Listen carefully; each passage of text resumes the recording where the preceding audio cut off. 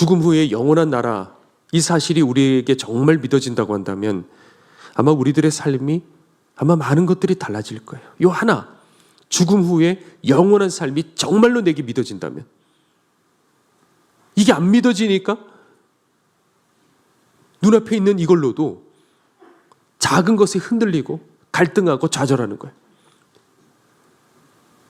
요거 잠깐인데 암에 걸리는 것과 독감에 걸리는 것은 다른 거예요. 주사를 맞고 그래 며칠이 지나면 난 나을 거야.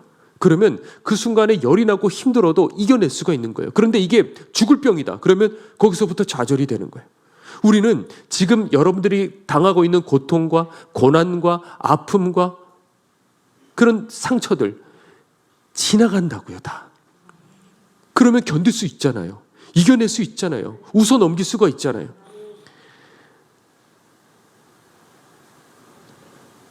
주님께서 이런 말씀하셨죠.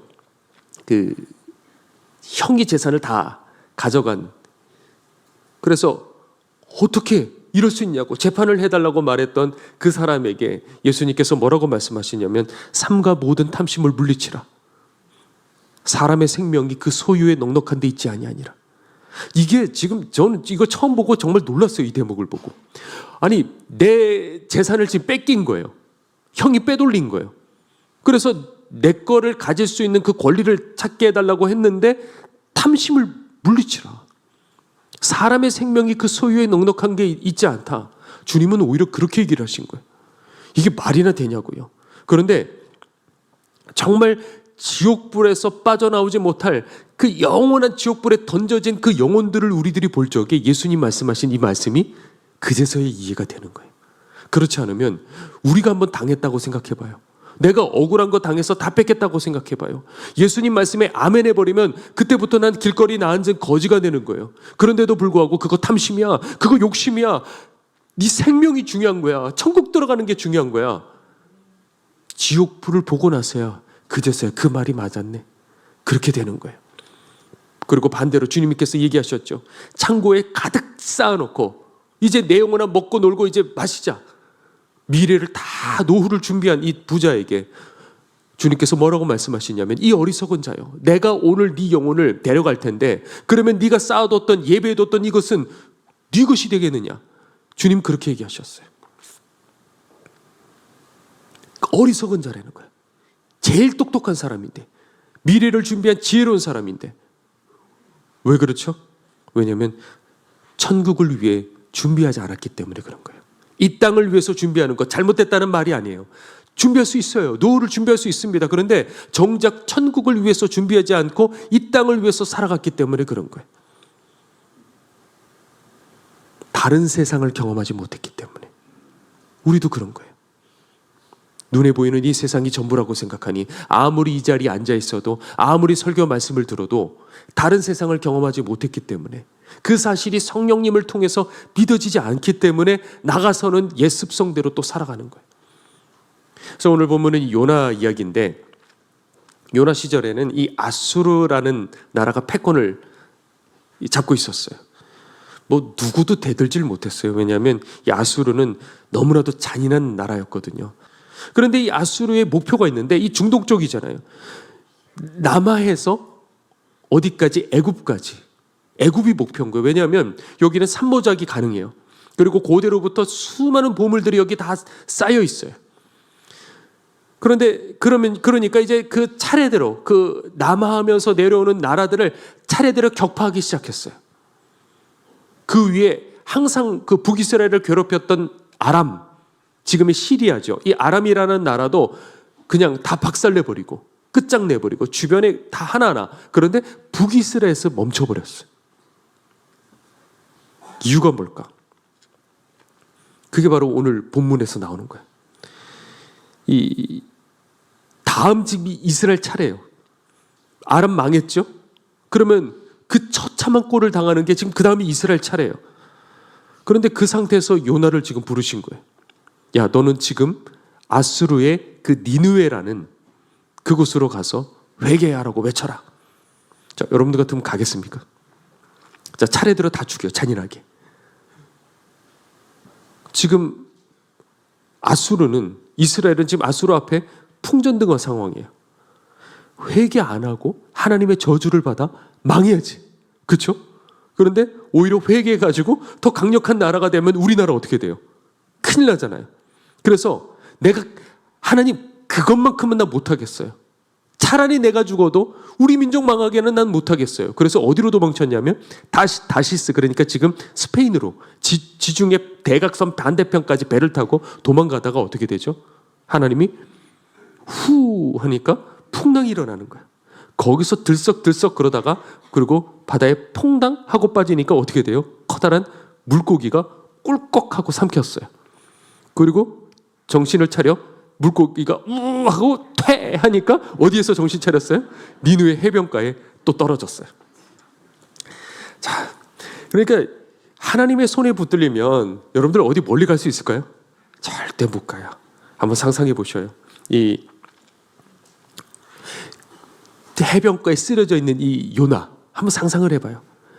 온몸에 그냥 그 물고기 속에 있는 그 비린내 다 나고 옷은 그 누더기가 다 되어 있고 그냥 머리는 떡이 져가지고 냄새 풀풀 나는데, 그리고 이제 죽다 살아났잖아요. 그러니까 안 할 수가 없는 거예요. 그래서 그 아수르 성이 3일 길이래요. 이 크기가 꽤 크죠. 그런데 거기를 빙 둘러갔으면서 이렇게 막 회개하라고 외치지 않고 어떻게 했냐면 가로질러 하루 만에 외치는데 뭐라고 외쳤냐면 이렇게 말했어요. 니네들 40일 지나면 이 성 무너져. 40일 후에 이 성 무너져. 이렇게 외쳤어요. 그러니까 회개라는 말도 안 했어요. 듣든지 말든지. 네 마음대로 어차피 망할 테니까. 그럼 진짜 회개하면 어떡하지? 그러니까 회개라는 말을 안 하고 그냥 통보만 하는 거예요. 40일 있다가 망해. 40일 있다가 망해. 그런데 여기서 충격적인 일이 일어나는데 왕부터 시작해서 온 국민들이 금식하기 시작하는 거예요. 통곡하고 회개하기 시작하는 거예요. 그래서 심지어는 가축까지도 금식을 시켰대요. 자, 여러분들 이게 말이나 됩니까? 어떻게 회개하라고 한 사람이 외쳤는데 다들 그렇게 금식을 하고 회개를 합니까? 이게 참 전 너무 부러운 거예요. 저도 한번 이 사이로 한번 이렇게 지나가 볼까요? 한번 이렇게 쭉 지나가면서 니네들 다 망해. 그러면 그냥 통곡하고 그러면 얼마나 좋을까? 자, 그런데 이유가 있었어요. 그냥이 아니고요. BC 765년경에 그 아수르의 거대한 전염병이 2, 3년간을 돌았대요. 그래서 수많은 사람들이 그 도시 위에 시체 위에 시체가 쌓이기 시작하는 거예요. 가족들 여기저기에서 그냥 온통 그냥 통곡하고 울고 막 그런 상황. 그런데 거기서 끝나지 않고 BC 763년 6월 15일, 이제는 과학이 발달해서 날짜까지 정확하게 맞출 수 있어요. 6월 15일 개기일식이 일어났어요. 갑자기 개기일식 여러분들 아시잖아요. 대낮에 깜깜해지고 태양이 5분간을 빛을 잃는 거예요. 이 고대인들에게는 이게 너무 충격적이에요. 이게 일상적으로 뭐 정기적으로 일어나는 일도 아니고 충격적으로 다가오는 거예요. 그러니까 어느 정도냐면 역사 기록에 두 나라가 전쟁 중이었대. 한창 막 화살 쏘고 칼로 그냥 찌르고 전쟁 중에 있는데 그때 개기일식이 일어났대요. 그러니까 사람들이 서로 다들 놀라가지고 이거는 신의 진노다. 우리가 전쟁하는 것이 이게 신이 분노를 한 거다 해갖고 그 자리에서 전쟁을 멈추고 두 나라가 화해했다. 이런 기록까지도 있어요. 그러니까 고대인들에게서는요, 태양이 뭐예요? 신으로 여겼어요. 그런데 그 신이 빛을 잃으니까 지금 신이 우리에게 진노했다. 이런 식으로 생각을 했대요. 지금은 이제 과학이 발달해서 그때 개기일식을 역으로 추산해가지고 돌아가 버리면 그때 개기일식 옆에 목성이 있는 것까지 이제는 알아낼 수가 있어요. 그런데 태양 옆에 목성이 있었는데 목성은 고대의 그 왕을 상징하는 별이에요. 그래서 그 우상 숭배자들이 목성을 보고서 점을 쳤대요. 왕의 운명을. 그런데 그러면 이게 어떻게 해석이 되느냐 생각해 볼 수 있겠죠. 태양이 빛을 잃었어요. 그러면 신이 진노를 하고 있어요. 그런데 그 옆에 뭐가 있어요? 목성이 있어요. 그러면 신이 누구에게 진노하고 있는 거죠? 왕에게 진노하고 있는 거예요. 자, 그런데 아수르는 다민족이에요. 강제로 사람들을 잔인하게 죽여가지고 합병시켜버렸어요. 그러니까 그 속에 정치적인 적들도 많고 하필 그 해에 쿠데타도 일어났어요. 자, 이게 지금 전염병에 개기일식에 쿠데타까지 일어났어요. 자, 이쯤 되면 왕은 뭔가 쇼라도 벌여야 되는 거 아니겠어요? 이쯤 되면. 야, 내가 생각을 해보니까 어제 가로질렀던 그 미친놈 있잖아. 걔 사실 알고 보니까 하나님이 보내신 사람 아닐까? 이렇게라도, 뭐 실제는 모르겠지만 이렇게라도 말했어야 됐어요. 그래서 왕이 금식을 선포하니까 온 그 국민들이 금식하고 통곡하고 회개하기 시작한 거예요. 자, 이런 이유로. 그런데 요나가 어느 나라 사람이죠? 북이스라엘 사람이잖아요. 그러니까 다른 나라들은 다 공격해서 남하하고 남하에서 애굽까지 이제 침공을 해야 되는데 거기서 아수르가 멈춰버린 거예요. 그래서 북이스라엘은 당대에 번영을 할 수가 있었던 거예요. 자, 여러분들 이렇게 보면 우리가 볼 수 있는 거예요. 내가 지금 여러분들이 하는 일들이 지금 잘 되고 있습니까? 별로 손만 댔는데 왜 이렇게 잘 될까? 그거는 내가 열심히 해서 잘했다고 우리는 생각할지 모르겠지만 그 뒤에 보이지 않는 하나님의 계획이 있을 수 있다는 거예요. 자, 이런 일들은 얼마든지 있어요. 이런 얘기들 정말 하고 싶은 얘기들이 많지만 대표적으로 1866년에 그 제네럴 셔머노가 대동강변으로 와가지고 거기서 27세의 나이로 목배임 당했던 토마스 선교사, 얘기 여러분들 아실 거예요. 화살이 무수히 쏟아지는 거예요. 처음에는 문제 없었어요. 처음에는 그냥 그런 상인 배라고 생각을 하고 그렇게 사람들이 이렇게 쳐다보고 그랬는데 무수히 쏟아지기 시작했고 화살이. 그리고 거기에 있던 사람들이 칼에 배임을 당하고 배가 불타오르고 그 속에서 이 토마스 선교사가 어떻게 했어요? 막 예수 믿으시오 성경을 들고 그냥 막 부르짖고 성경책을 바깥으로 던지고요. 한 명이라도 배가 불타기 전에 한 명이라도 이 성경책 전해주고 싶었어요.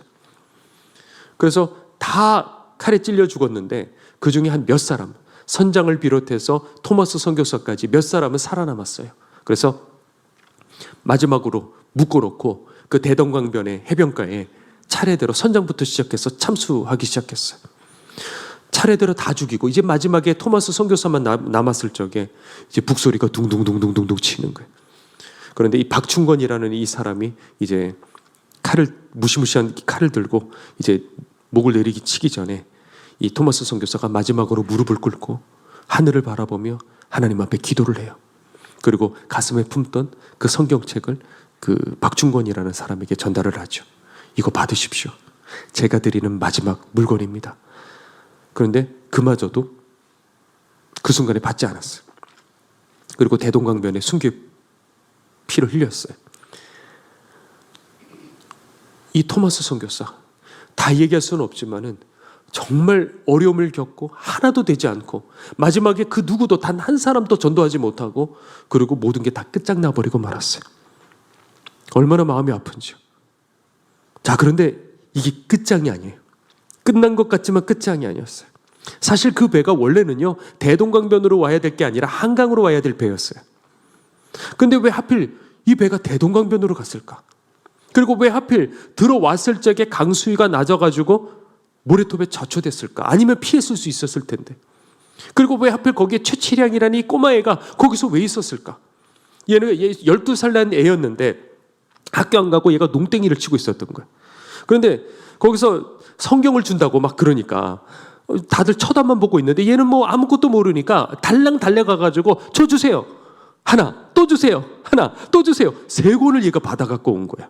그랬더니 옆에 있던 아저씨들이 야 임마 그거 금서야 금서. 그거 갖고 있다 큰일 나. 그러니까 이거 괜히 받았나 생각을 하고 이거를 내려놓으려다가 옳지. 갑자기 생각난 거야.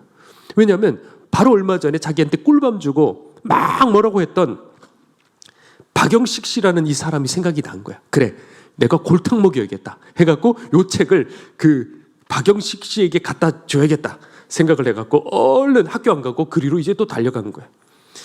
아무리 빨리 가도 거기서 한 30분, 40분 정도 되는 그 거리인데 얘가 달려가고 있는 그 순간에 어떤 일이 일어났냐면 이 박영식 씨가 기와집을 이렇게 집을 짓고 있었는데 하필 그 순간에 벽지가 없었던 거야. 그래갖고 야 이거 종이도 없고 이걸 어떻게 해야 되나 하는데 꼬마애가 온 거예요. 아저씨 이 책 받으세요. 이 책 보니까 야 종이 질이 참 좋구나 해가지고 그거를 한 장 한 장 다 찢어가지고 벽지로 발라버린 거예요. 그리고 그러니까 역사상 최초로 이런 게 없는 거죠. 성경책으로 도배한 집 보셨습니까, 여러분들? 그렇게 해가지고 여러분들 우리는 성경 펴야지 보잖아요. 그런데 이 박영식 씨는 어떻게 해요? 그냥 자다가 깨갖고 눈 뜨면 뭐가 보여요? 회개하라, 천국이 가까이 왔느니라. 이게 이제 보이는 거예요. 그러니까 이 사람이 보면 성경이 보이고 보면 예수님 말씀이 보이고 그러다가 결국에는 스스로 회개해가지고 그 집을 하나님 앞에 헌납해서 드렸어요. 그래서 그 집이 널다리꼴 교회라는 이름으로 만들어졌고, 그리고 그 교회가 이름이 몇 번을 바뀌면서 결국 바뀌어진 마지막 이름이 뭐냐면 평양의 장대현 교회예요. 바로 거기에 1907년에 대부흥이 일어났어요. 소름 돋지 않습니까, 여러분들? 누군가 한 사람의 피 절대 땅에 떨어지지 않는 거예요. 41년이 지난 후에 하나님 그 일을 이루시려고 악을 선으로 바꾸신 그 하나님의 섭리하심을 여러분들 한번 좀 생각해 보셔요. 농땡이 친 것도, 골탕을 먹이려고 했던 것도 그 하나님의 뜻 가운데 있었던 거예요. 배가 대동강으로 갔던 것도, 모래톱에 자초된 것도, 그것도 다 하나님의 뜻 가운데 있는 거예요. 자, 그렇다고 한다면 우리에게 일어나는 일들, 고통스러운 일들, 저 사람 때문에, 지금 이 사건 때문에, 저 문제 때문에 이 모든 일들 결국은 하나님의 허용하심 가운데 있다는 거예요. 여러분은 지금 하나님의 손 안에 있어요. 하나님이 다 알고 계셔요. 중요한 거는 지금 나와 하나님과의 관계인 거예요. 이것만 중요한 것이지, 그것만 되면 내 인생이 골로 가는 것 같다 하더라도, 정말 무너지는 것 같다 하더라도 하나님의 손에 있다고 한다면 우리가 해야 될 건 뭐냐? 내 전부를 하나님 앞에 맡겨버리는 거예요. 그리고 그냥 알든 모르든 무조건 감사하고, 그리고 이해되든 되지 않든 그저 하나님 말씀에만 순종하면서 그냥 가면 되는 거예요. 그러면 내 인생의 결과에 어떤 열매가 보이지 않는 것 같다 하더라도, 다 망하는 것 같다 하더라도 일은 누가 이루어 가시죠? 하나님만이 이루어 가시는 거예요. 우리는 그저 커다란 시계 안에 조그마한 톱니바퀴밖에 되지 않는 거예요. 그냥 나는 돌아가기만 하면 되는 거예요. 그런데 돌아가다 보면 결국에는 그 톱니바퀴들을 다 이으셔서 하나님의 뜻을 이루시는, 하나님께서는 그런 분이신 거예요. 자, 그러면 그 하나님의 뜻은 어디를 향해서 흘러갈까? 하나님의 손은 어디에다가 향하고 있을까? 그게 오늘 이 얘기인 거예요. 요나가 그래서 그 회개하라고 선포를 하고, 그리고 집으로 돌아가야 되잖아요. 근데 안 가고 성 바깥에 텐트를 딱 이렇게 치고요, 어떻게 되나 보자 하고 쳐다보기 시작했어요. 그러니까 회개라고도 외치지 않은 거예요. 얼마나 싫었으면. 40일이 지나서 이 니느웨 성을 어떻게 하나님께서 심판하실지 그거를 보려고 이렇게 보고 있는 거예요. 요나는 니느웨를 용서하지 못했어요. 회개하라고 외쳐도. 저 잔인한 무도한 이 나라가 망해야 우리가 살 수 있는 거예요. 망해라, 망해라 막 고사 지내고 있는데, 그런 요나를 깨닫게 하시기 위해서 하나님께서 뭘 준비하셨죠? 박농쿨을 준비를 하신 거예요. 저도 여름에 가게 될 줄 몰랐어요. 지금 저희는 겨울이지만 거기는 적도 바로 아래 한여름이에요. 정말 거기서 여름을 어떻게 구분하냐면, 플라스틱 여러분들 그 편의점 앞에 있는 의자 있지 않습니까? 그게 거기 있거든요. 그 케냐에. 그러면 너무 더워. 선풍기도 없죠. 에어컨도 없죠. 뭐 아무것도 없어요. 그러면 그 의자에 이렇게 앉아서 바깥에, 실내 들어가면 더 더워요. 바깥에 앉아갖고 멍하니 보면 바깥에 아무것도 없어요. 더우니까 다들. 그러면 그 의자가 내 체온보다 더 뜨겁다고 느껴질 때, 그게 여름인 거예요. 그런데 그런 고온 건조한 이 땡볕에 이 박농쿨이 뭘 만들어주죠? 그늘을 만들어준 거예요. 그래도 그러면 좀 낫죠. 자, 그런데 그 다음 요나가 너무 좋아했어요. 근데 그 다음 날에 어떻게 됐느냐? 하나님께서 벌레를 준비를 하셨어요. 그래서 와작 이거를 다 씹어 삼켜버렸어요. 그리고 거기에다가 어떻게 하죠? 후 하고 뜨거운 동풍을 또 불어버리셨어요.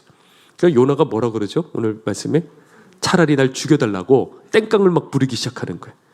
아, 왜 주시지들 말든지, 왜 주셨다가 하루 만에 이렇게 가져가 버리시는지 막 짜증이 나는 거예요. 그냥 더운데. 근데 하나님께서 정말 저 이 말씀 많이 묵상했던 것 같아요. 이렇게 말씀을 하셔요. 너가 수고도 아니하였고 재배도 아니하였고 하룻밤에 났다가 하룻밤에 말라버린 이 박농쿨을 아꼈거든. 하물며 이 큰 성읍 니느웨에는 좌우를 분별하지 못하는 자가 12만여 명이요 가축도 많이 있나니 내가 어찌 아끼지 아니하겠느냐. 네가 그토록 좋아하는 이 세상 것들 잠깐 있다가 사라지는 뭐와 같다? 박농쿨과 같다. 너는 한낱 사라져버리는 그 박농쿨을 그렇게 아끼고 사랑하지만은 그러나 이 성에, 나는 이 성에 있는 이 영혼들을 사랑한다. 비록 네가 미워하는 사람들이지만은 내 눈에는 좌우를 분별, 이 율법 없는 것이 좌우를 분별치 못한다는 뜻이에요. 좌우를 분별하지 못하는 불쌍한 영혼들이다. 죽으면 지옥 가니까, 지옥으로 직행하니까. 그러니 내가 아끼는 것이 어찌 합당치 않겠느냐, 그렇게 말씀하신 거예요. 자, 우리 인생이 그런 거예요. 여러분들의 인생을 해석할 줄 알아야 돼요. 그렇지 않으면 의미 없이 왜 내게 이런 일이 일어나지? 고통당하지 않아도 되는데 고통당하고, 스트레스 받지 않아도 되는데 스트레스 받고, 내 인생의 의미를 발견해야 돼요. 때로는 태풍을 만나서 죽을 고생하는 거예요. 때로는 별로 한 것이 없는데도 불구하고 일이 슬슬 풀리기 시작하는 거예요. 때로는 뜨거운 햇볕 때문에 고생하고, 때로는 또 그 사이에서 박농쿨 때문에 살았다. 그런데 그 박농쿨도 또 얼마 가지도 못해요. 그럴 때마다 우리들은 답답해하는 거예요. 하나님 왜? 도대체 왜요? 왜 내게 이렇게 하셔요? 왜 저 사람은 예수님 믿고 잘 되고, 왜 나는 동일하게 예수님 열심히 믿는데 나는 왜 잘 안 되나요? 그건 무슨 말이냐면 물질의 복, 어떤 형통의 복, 이런 것들이 진정한 본질적인 복은 아니다라는 것이죠. 물질의 복이 없다는 건 아니에요. 있어요. 물론 있긴 있는데 그게 본질적인 복은 아니다라는 거예요. 그러면 누구는 받잖아요. 예수님 열심히 믿는데. 그리고 어떤 누구는 예수님 열심히 믿는데 가지고 있는 것도 또 뺏기잖아요. 왜냐하면 그게 본질이 아니기 때문에 그래요. 그러니까 우리는 얼른 깨달아야 돼요. 내 앞에 있는 희노애락, 그 모든 것은 단 하나를 위해서 달려가는 거예요. 그건 뭐냐? 바로 심판의 날. 그때 가서는 우리가 소유했던 것들, 움켜쥐었던 것들, 그것을 위해서 땀을 흘렸던 모든 것들이 다 박농쿨과 같이 다 사라져버리고 유일하게 남는 건 뭐냐? 바로 영혼이라는 것이죠. 이게 여러분들 하나님 마음이에요. 요나를 통해서 하나님께서는요, 당신의 마음을 요만큼 잠깐 보여주셨어요. 그 망하기 전에 살리려고 하는 그 하나님의 마음, 원수라 하더라도 살리려는 그 마음, 도무지 이 요나는 알아차리지를 못하는 거예요. 자기 입장과 자기 상황만 보이니까 이해되죠. 우리 인간으로서 요나 마음 완전히 이해가 되죠. 그런데 하나님 마음에 영원한 그 지옥으로 떨어질 거 생각하니까 제발 너 내 마음을 알아야 된다. 너가 내 마음을 알아야 된다. 여기 있는 말씀을 전하는 저부터 하나님의 마음을 알아야 되고, 여기 있는 여러분들도 하나님의 마음을 알아야 되는 거예요. 이번에 케냐 가는 것도 마찬가지예요. 박 목사님께서 어느 날 성령님께서 얘기하셨대요. 북쪽에는 내 종이 없다. 북쪽을 너는 개척하라. 그래서 왜 목사님 뭐 이렇게 얘기해 주시는 분은 없지만 우리 가까이 여기 전도할 사람들도 많은데 왜 저기 아프리카까지 가서 선교를 하러 가는 겁니까? 아니요. 여기도 소중하고 선교도 소중하고 동시에 이 일들은 이루어져야 되는 거예요. 동시에. 왜? 하나님의 마음이 거기 있으니까요.